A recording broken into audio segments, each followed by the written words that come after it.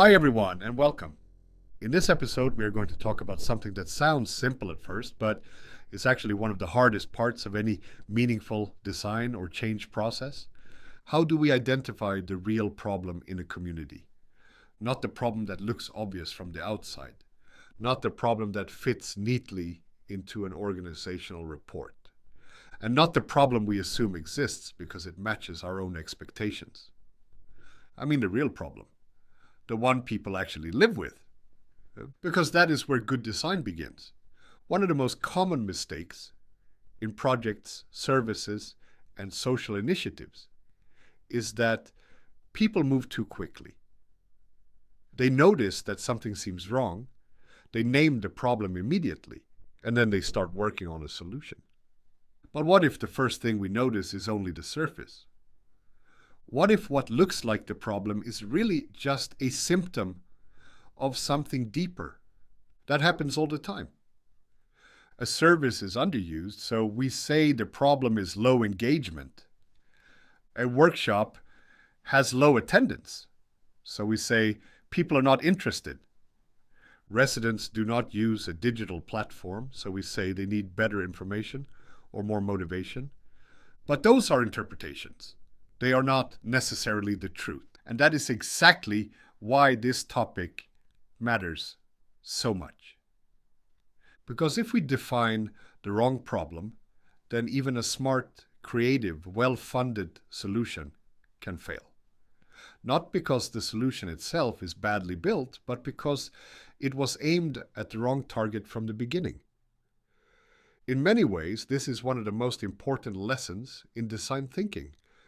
Before we solve, we need to understand. Before we define, we need to listen. And before we act, we need to get close enough to reality to see what is really going on. When we talk about communities, this becomes even more important because communities are complex. They are made up of different people, different experiences, different priorities, and different levels of power. A community is not one voice. It is not one opinion. It is not one shared reality. And that means the problem may look very different depending on where you stand. Let us take a simple example. Imagine a municipality offers support workshops for residents, but almost nobody shows up. From the outside, that can look like a motivation problem. Maybe people are not interested. Maybe they do not care. Maybe they're passive. But if you actually start talking to people, a different picture might appear. Maybe the workshop is held at the wrong time. Maybe parents cannot attend because they need childcare. Maybe the invitation is written in language that feels formal or unclear. Maybe the people most affected do not trust the institution running the event. Maybe transport is difficult. Or maybe the workshop is solving a problem that the community does not see as urgent at all. So the visible problem is low attendance. But the real problem might be trust or accessibility or relevance or communication or timing. And if we do not know that, then we might respond badly. We might create a better marketing campaign for an event that people still cannot attend. We might make the flyers more attractive when the real barrier is fear or confusion. We might improve the system on paper while changing nothing important in practice. This is why problem identification is not a minor early step. It is not just the thing we do before the real work starts. It is the real work. Because in community-based design, one of the hardest things is learning to see beyond the first explanation. And that takes patience. It also takes humility. Because very often, institutions define problems from a distance. They look at statistics, reports, indicators, and patterns, and they say, here is the issue. Now, that does not mean data is useless. Of course it matters. Reports matter. Patterns matter. Indicators matter. But data rarely tells the whole story by itself. Data can tell you that something is happening. It cannot always tell you what that experience feels like. It cannot always tell you why people behave the way they do. and it cannot always tell you what assumptions you are making when you interpret the pattern. To understand that, you need people, you need stories, you need observation, you need context. You need to listen to people in a way that goes beyond quick answers.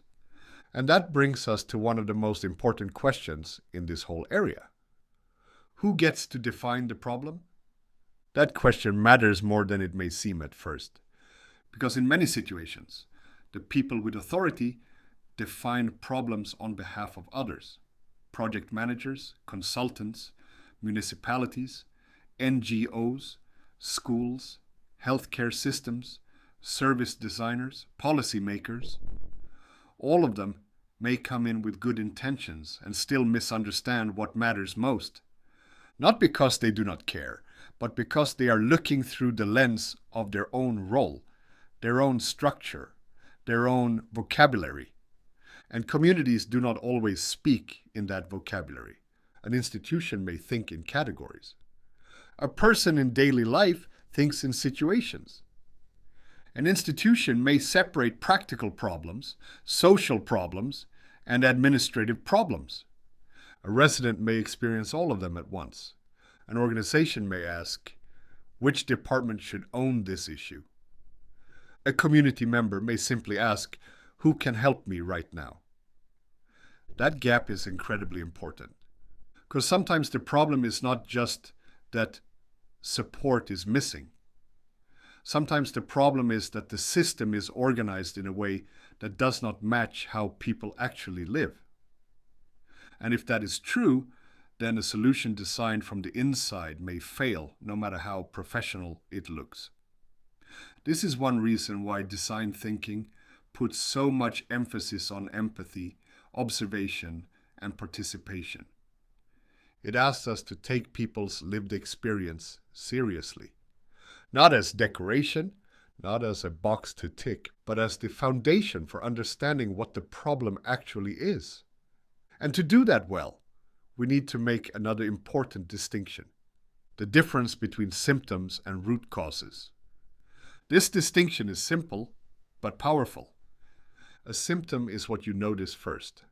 A root cause is one of the deeper reasons that symptom exists. Low attendance is a symptom. Low service usage is a symptom. Confusion is a symptom. Complaints are symptoms, but symptoms do not explain themselves. If very few people use a digital public service, the issue might be the interface or the language, or lack of trust, or low digital confidence, or the fact that people do not see the service as useful, or the fact that it solves the wrong problem entirely. If we respond only to the symptom, we often make the wrong intervention. And this is where students of design, innovation, and social change need to become more careful. Because the world often rewards speed. There is pressure to define things quickly, to show action quickly, to move to solutions quickly. But thoughtful work is often slower at the beginning, and that slowness is not weakness, it is discipline. It is the discipline of saying, before we build, before we fix, before we decide, let us understand what people are actually dealing with. So how do we do that? We start by listening. Real listening is harder than it sounds.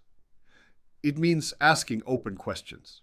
It means resisting the temptation to lead people toward the answers we expect. It means paying attention not just to what people say, but also to where they hesitate, what they repeat, what they avoid, and what they seem to have accepted as normal, even when it is difficult. Observation matters too, because people often adapt to broken systems in ways that hide the real problem. They find workarounds, they stop asking for help, they rely on friends, they avoid formal services, they lower their expectations. If we only study official systems, we may completely miss this. But when we observe how people actually move through a situation, we start to see where the real friction is. This is also where Tools like stakeholder maps, empathy maps, and journey maps can help. A stakeholder map reminds us that multiple groups are involved, not just the target group, but also providers, gatekeepers, institutions, influencers, and people who may be left out altogether. An empathy map helps us look at what people say, think, feel, and do. A journey map helps us follow experience over time, step by step, and see where confusion, frustration, or exclusion actually happens. These tools matter because they slow down premature certainty. They help us move from assumption to insight. And that is really what this module is about. Learning how to move from assumption to insight, from distance to understanding, from abstract problem statements to grounded, human-centered problem framing. Because once you begin to see community problems in that way, something changes. You stop asking only, what is wrong here? And you start asking, how is this actually being experienced? Who is affected? Who is missing from this conversation? What are we assuming? What might be happening underneath the surface? Those are better questions. And better questions usually lead to better design. They also lead to more respectful design. Because when we identify problems with communities rather than for them, we are more likely to find something real, something that matters, something worth working on. And that is where meaningful innovation begins. Not with a flashy idea, not with a polished solution, but with a deeper understanding of what people are really facing. So as we close this episode, I want to leave you with one thought. The real challenge is often not solving the problem. The real challenge is seeing the problem clearly in the first place. And once you understand that, design thinking starts to feel very different. It becomes less about creativity in the narrow sense and more about attention, about perspective, about listening, about learning to notice what others miss. In the next part, we're going to build on this and look more closely at the practical tools that help teams identify meaningful community problems in a structured way. How do you move from scattered observations to a clear problem statement? How do you know whether you're looking at a symptom or a cause? How do you include different voices without losing focus? That is where we are headed next. And once you begin to work with those tools, you will start to see communities, services, and systems differently. Thank you for listening.